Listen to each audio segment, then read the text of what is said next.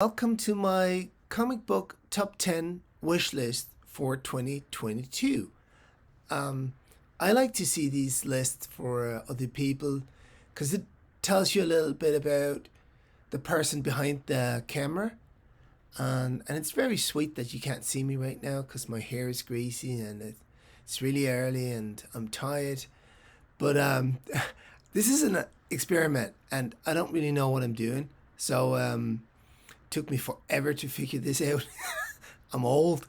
But I thought that this would be more visually appealing. Not this, but the list. So let's go straight into it because this is not fun to look at. The first book on my list, number 10, wish list for 2022, is Captain Marvel Adventures number 139. And the reason why this is on the list is not that I'm a Captain Marvel fan. It's not that I'm a Golden Age fan. I like the Golden Age. I'm not a huge Captain Marvel fan, but the reason why this is on the list is that it's a communist cover. I'm a child of the 70s and 80s. I went to a public school first, but then my sister got in trouble and my mom moved us to a private school. Um, and she had a friend who had her kids there. My mom didn't know a lot. Um, she wasn't political at all, but it was a socialist communist school.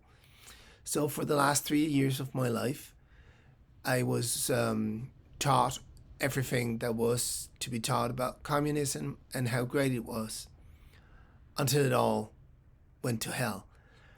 But we went to East Germany. It was a terrible trip. We all agreed on the fact that we would never want to live in a communist country because the people there was just dirt poor and miserable. We sang songs about killing the Americans and all that good stuff. We went to a lot of military protests. The teachers took us. We just went along, and they made the banners, I never made a banner, but the teachers did, and some of the students did. And years later, I actually found out that the teacher who brought us to all these make peace, not war protests, where we went to like a military exercise drill with the signs and the banners and the slogans and all that crap. And the reason why we went to all them military things was the teacher was a KGB agent and she took pictures and she sent them to the KGB. It's a crazy childhood, right? But that's why this is on my list. I love the communist covers. Some people like the World War II covers. Those are great as well, but I'm into the communist covers. And I like this. This is a North Korean, I believe. Or Chinese maybe. Anyway, it's a great cover. Sorry I didn't do the research for this and it's early and I don't have my glasses on, so I'll just find them. I can't see anything. There you go. It's probably a Chinese. Not too much into military uniforms, but I like this. It's a great cover. An old Captain Marvel adventures. Yeah, there's not much else to say about it. This is not too expensive, so there's a probability that I can actually pick this up. I put this on here. There's a lot of other covers that I wanted, or a lot of other books that I wanted, but they're just too expensive. I have to be realistic as well about what I can and cannot buy. So that's number 10. Number 9 is another great communist cover. Is This Tomorrow? About what happens if America becomes communist. Lovely, lovely book. There are a lot of variants from this cover. This one showing here is I want to point at the screen, but you can't see it. It's up in the upper right corner. There's a small blank circle, and some of them there's a prize in it, and there's no prize, and there is no blank circle at all. I think there are 3 different covers, maybe 4. I don't care which one it is. I don't need it to be in a high grade. And I actually would prefer if it was not slabbed because I want to read it. So, this is another one of my upbringing. I'm not a communist at all. I'm not political at all, actually. I was, of course, when I was young, I was very left wing. And then I became older and I realized that it's all very nice, to love everybody and be nice to everybody. But the world is the world. And yeah, let's just say my views have changed. Right now, I'm there where I don't think that I consider myself a fairly knowledgeable person and a fairly adult person, and I don't need somebody else to tell me what to do. That's where I am. I'm not saying no governments and all that. I'm just saying, yeah, I don't think the political system right now works, but that's just me. All right, let's go to number 8. Blood is the Harvest. Now, this is a book that's very hard to find. I actually found a 9.8 of this. It's the only one in existence, but the seller wants 10,000. And I'll just move this a bit. Sorry for that. And that's just too much for me. That's way too much for me. Blood is the Harvest. Again, a low grade copy. It's fine. Again, I don't want it slapped, but these are counterfeited because the print run was so low, and they go for so much money that people just. So you have to be very careful. And as I buy most of my books online, because I live in Denmark and there's not really a back issue market here, I would probably buy it on an auction site or eBay. And buying it on eBay, I wouldn't know if it's fake or not. So, but this is a great cover. The sergeant asking the soldier to shoot the peasants. Blood is the Harvest. I love that title as well. All right, that was the 3 communist covers that I wanted. This one is very expensive. Next one is, Fantasy Quarterly #1, starring ElfQuest. This is the first appearance of ElfQuest in comics, and it shouldn't be that expensive. It's raining outside, heavily. It shouldn't be that expensive, but it is. There's a lot for sale right now, but everybody is just asking ridiculous prices. And I tried to actually. I saw comic collector geek. I can't remember, the Canadian fella. I saw his video on. He had a Q&A, and he was talking about how he tried to bargain on the books. If you haven't seen the video, go find it. I don't know how to put a link in the description. Sorry, but. I actually used his tactics, and I actually got it down from the asking price. But the asking price was just ridiculous to start with, On Go Collect, this is in a VF. This is $100, something like that, 75 or 100. I can't remember, something like that. And the starting price was $375. Not slapped, raw.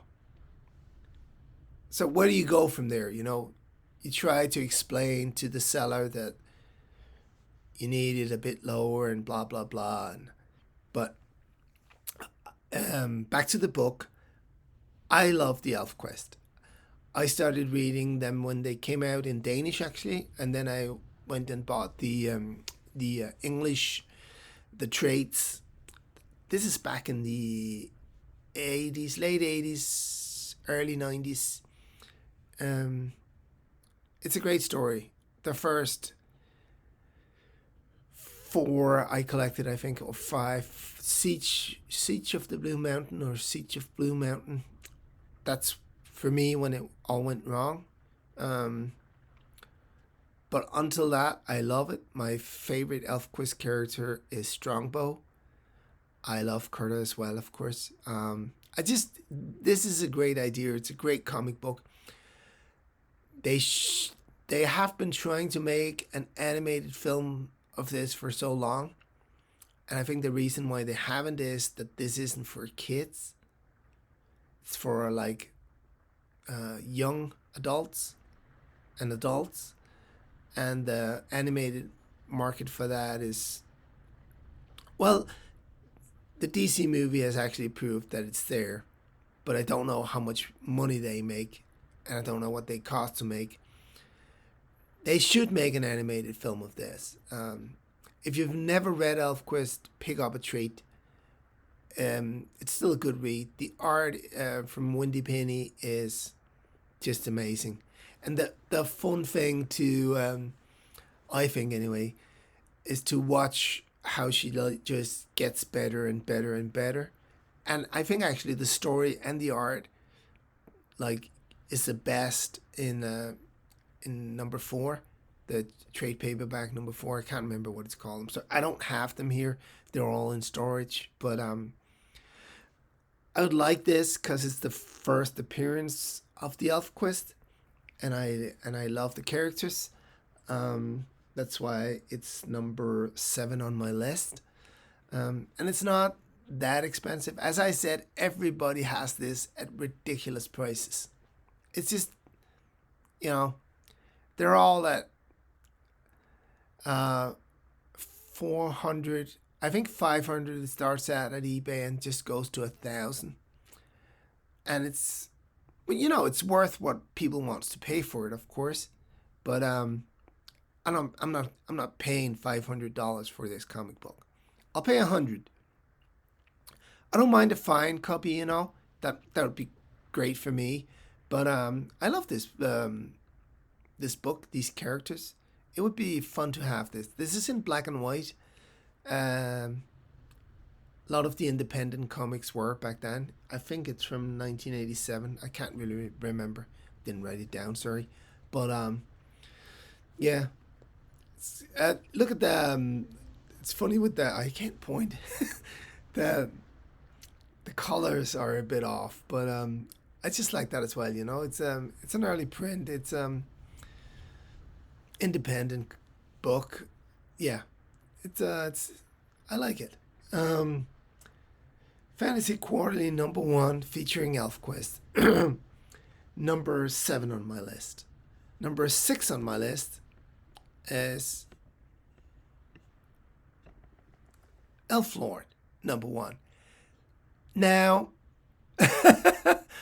this is a bit of a yeah. This is actually a Canadian comic book by a guy called Gary Blair. No, Barry Blair. Sorry, Barry Blair. This is from 1980. Again, it's an independent, and I think there was only 500 made of these, maybe 200. Not that many. It's a little bit hard to find. It's from Nightwind Comics, something like that. It's in black and white. And it's about it's a little bit like Elfquist, but Barry Blair had this tendency to when I read it back in the 80s, right? I didn't read this. I've never read the first run. I read I think it was the third run, from number 1 to number 32, something like that, from Aircell. And I loved it. It was a really, really good story. Hawk was my favorite character. There was a turtle in it. It was good fun.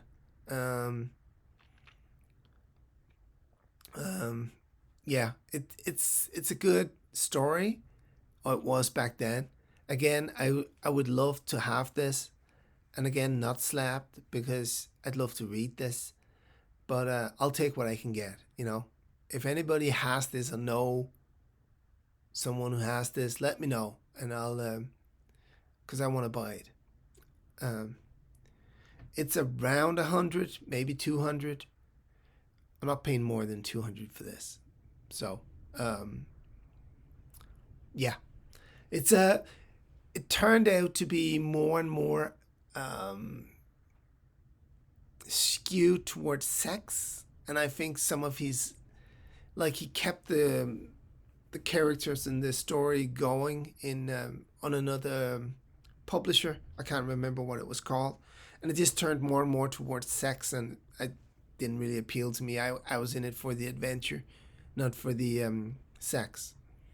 So number 6 on my list is Elflord 1 from 1980 from Nightwind publisher. Canadian comic, hard to get, low print run. First appearance of Elflord. What else can I say about this? It's good fun. I like the story. It was if you like elves and if you like magic, this is entertaining story. Now, with number 5, we get into my bread and butter.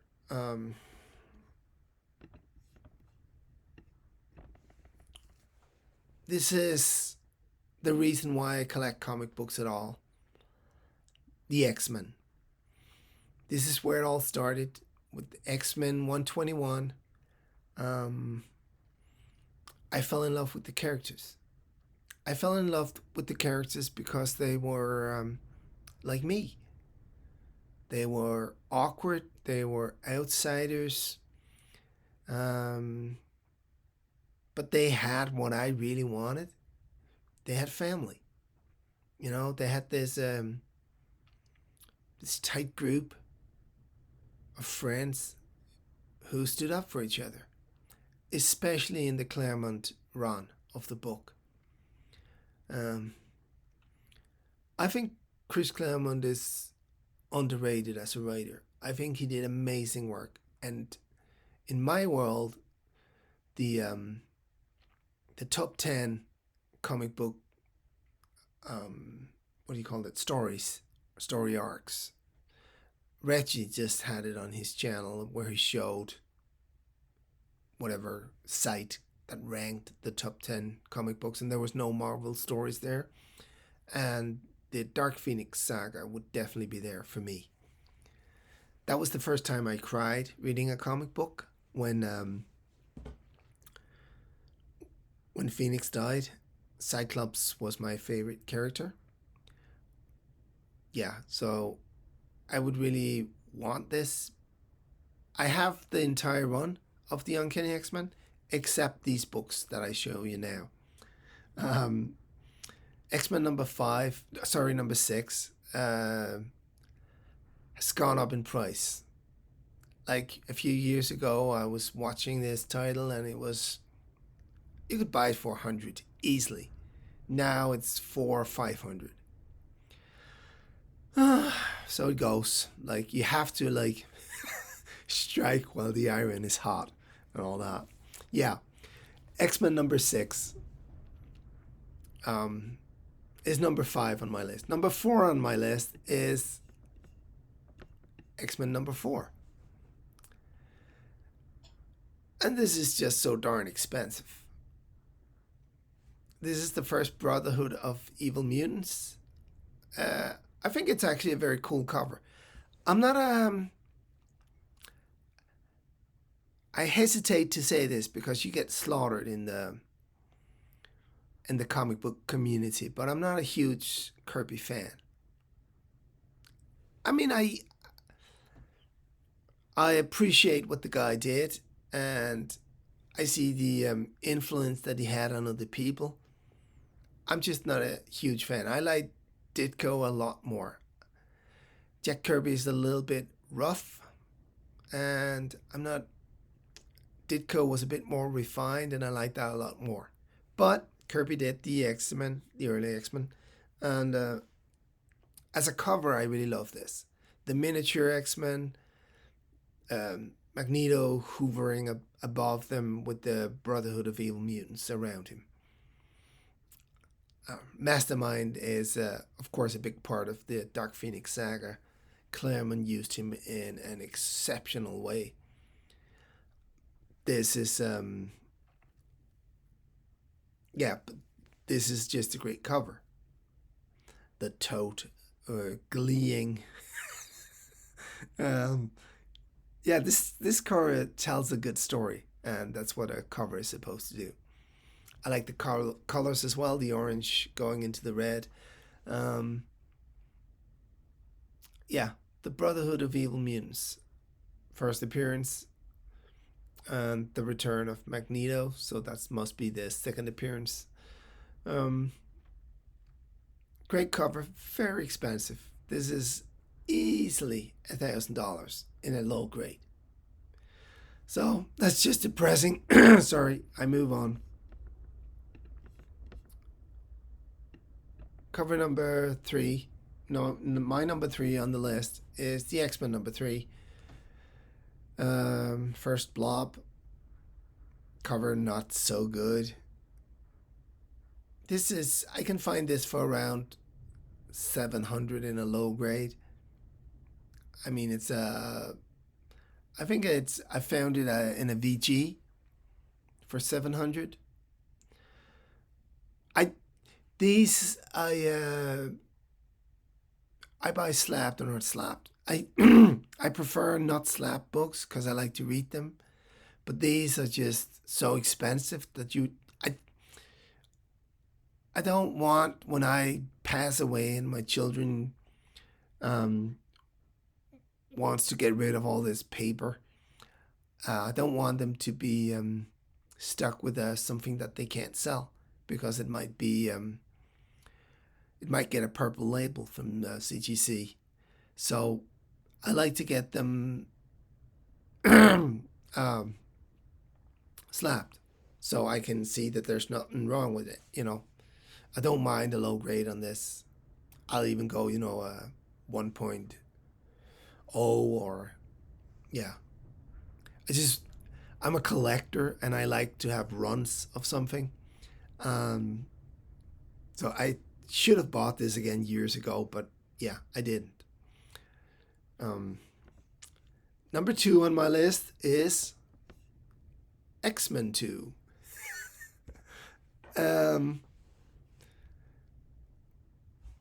The Vanisher, not a great character, but I like the cover. They're in front of the White House. The sky is red. There's a lot of green, red and green. It's beautiful. Or it looks like the White House, but it could be the mansion as well. No, it's the White House. And I'm not very keen on. It would make sense that it could be the White House because he might want to kill the president or something like that. Again, I haven't read this. I've never read it. I want to read this, but it'll probably be slapped. I think I have the first 10 in a collected edition. My ex-wife bought me that for Christmas once. Yeah. Again, a great cover. Again, I want to complete the X-Men collection. And again, should have bought this years ago. This is crazy expensive now. But the movie is coming out, so this is just going to go up in price. I actually bought 12 and 13 like a year ago. And I didn't pay that much. I think I paid like a few $100 for each of them. And they were like in mid-grade. And now they're thousands of dollars. So, but I misplaced them because I moved twice since. And I don't know where they are. Hopefully they're in some box, or somebody threw them out when we moved. I'm gonna cry if that's there. Anyway, yeah, X-Men number 2 is number 2 on my list. I want to complete the X-Men. And number 1 on my list is the most expensive book, X-Men number 1. This needs to be slapped, because there's one for sale raw, and they say it's a fine, but I talked to their seller and he won't guarantee that it's not going to turn up a purple label. And the price is not purple label 6.0 good. The price is raw 6.0 decent. So, and it's funny, it's not funny, but I started out on YouTube sort of when Reggie did as well, and now he's like the biggest thing since Vanilla Ice Cream. And I like Reggie, you know, he's very professional, he's very thorough. He did some great market analysis videos back then. And he bought a lot of these issues because he was like, I've done the research, the price has just gone up and it's just going to keep on rising. And I didn't have the money back then. I just didn't have the money. But back then I was thinking about buying a 4.0. That was what I could afford, you know, if I pulled all my sources and all that. I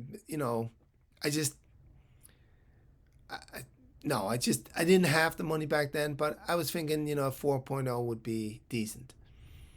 Now I'm thinking 2.0, 2.5. That's what I can afford. And I might even go lower because it's just so expensive. Like a 2.0, 2.5 is $10,000. And that's just sick. It makes me sick to my stomach. This is not worth, well, it's worth 10,000 because that's what people want to pay for it. But, you know, I wanted a 4.0, but that's $25,000 or something. I'm not paying that for a comic book. I mean, 10,000 is my absolute max. I sold the house. I have a bit of money, but I'm building a new house as well, so, you know, I don't have money, but it would be fun to have this.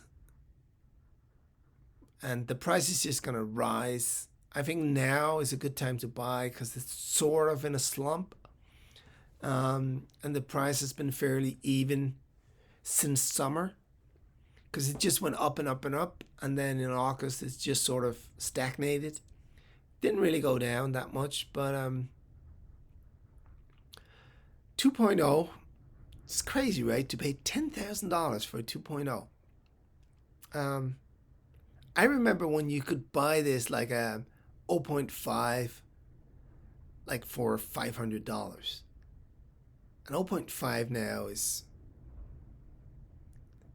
not $500, like $50.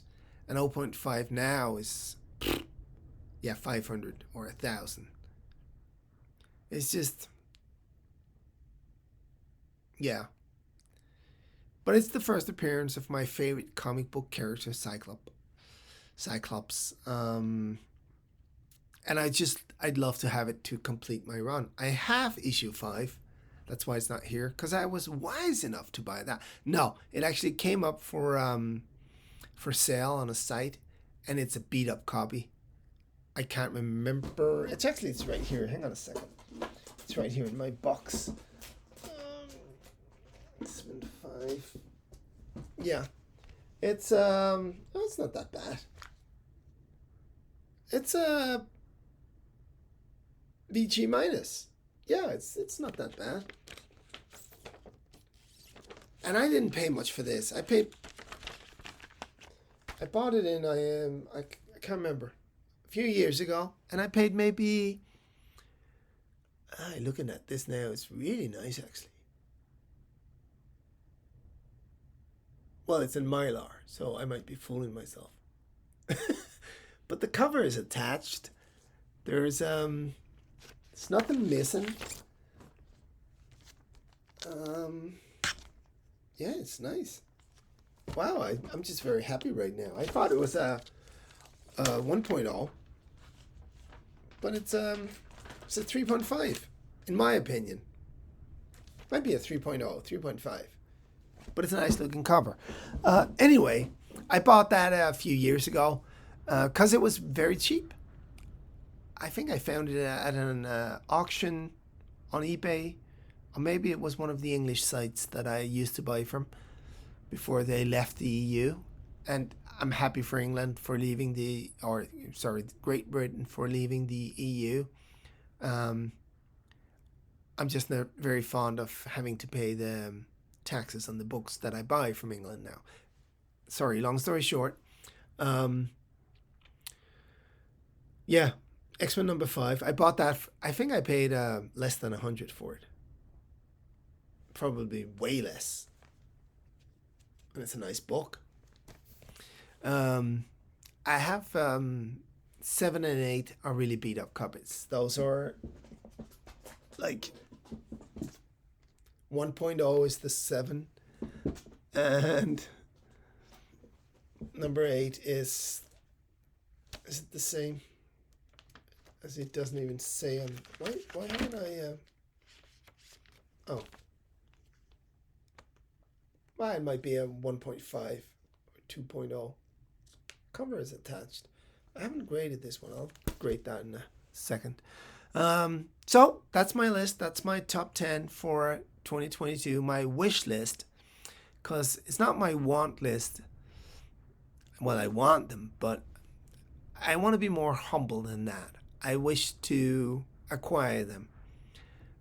So we'll see how many I get if I'm still on YouTube in 2022, December 2022. I'm on and off because I have 4 kids and I'm busy at work, and I just bought a farm and I'm gonna have buffaloes, and there's a lot of work here, so I don't really have time to be here. But I just really enjoy the community, and I enjoy it when people react to my videos and write comments, and I write comments on other people's videos, and I try to follow um, the not the lesser known, but it's all who you like, right? It's nothing bad, right? But there's people whose interests that I agree with. I There are some very good people doing comic book channels. Reggie is one of them, and I really like Reggie I don't know him, but like his personality and the way he grew, and it just seems now when I watch him that it's a very tight knitted community, and that you're an outsider if you're not in. And I'm sure he doesn't want to have anybody outside, but that's just what it feels like coming back to the channel. Um, Comic Tom is maybe the biggest on YouTube. Um, I just I don't like the I don't know what it is. I don't like the I mean, I really like the Golden Age guy that he has on. Um, I'm not a fan of Tom, but it's nothing personal. It's just a preference. Who, you know, would I want to be friends with Reggie outside? Yeah, I think he's a very likable guy. With Tom, no. It's just he's not my. Um, but his channel is amazing, and what he's done with it is he's very professional. I don't like all the talk about money all the time, um, about worth. That's not why I collect. Well, of course, when you're buying something like X-Men 1, you know, you need to consider the money involved. All these books are expensive.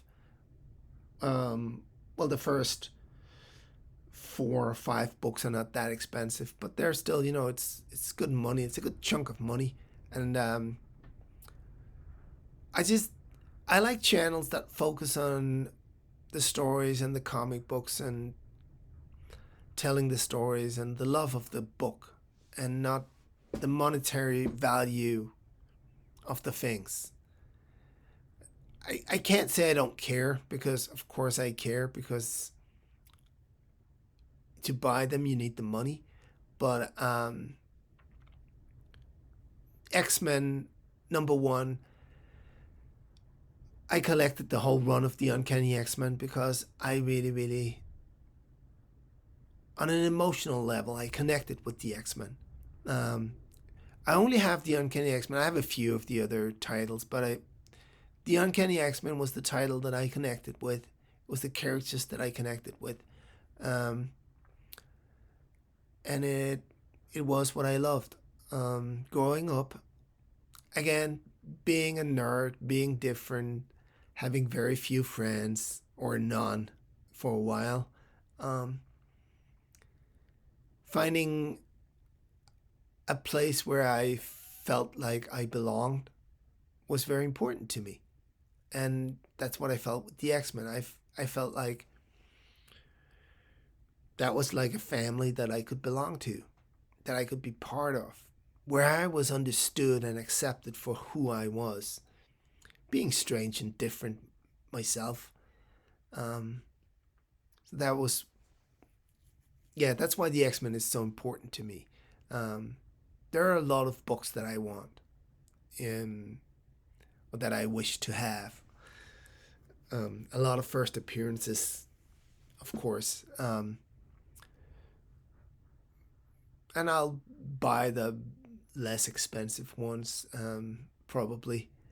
Um, I'd love to have Captain America on the timely 76 to 78 because they're communist covers, but they're just so expensive, and I don't have an endless amount of money, so I have to pick and choose. Um, I thought if I try to focus, I'll focus on these books, these 10 books. Um, yeah, and I'll see where that gets me in 2022. So thank you for watching this. It's probably way too long, and I've been talking way too much. This was a tryout. I'm sorry for the flimsiness of it all, but yeah, this is my top 10 books. Number 1, X-Men 1. Number 2, X-Men 2. Number 3, X-Men 3. Number 4, X-Men 4. Number 5, X-Men 6, just to spice it up. Number 7, Elf Lord 1. Number 8. No, number 7. Number 6, Elf Lord 1, sorry. Number 7, Fantasy Quarterly 1. Number 8, Blood is the Harvest. Number 9, Is This Tomorrow? And number 10, Captain Marvel Adventures 139. So, thank you very much for watching. Bye.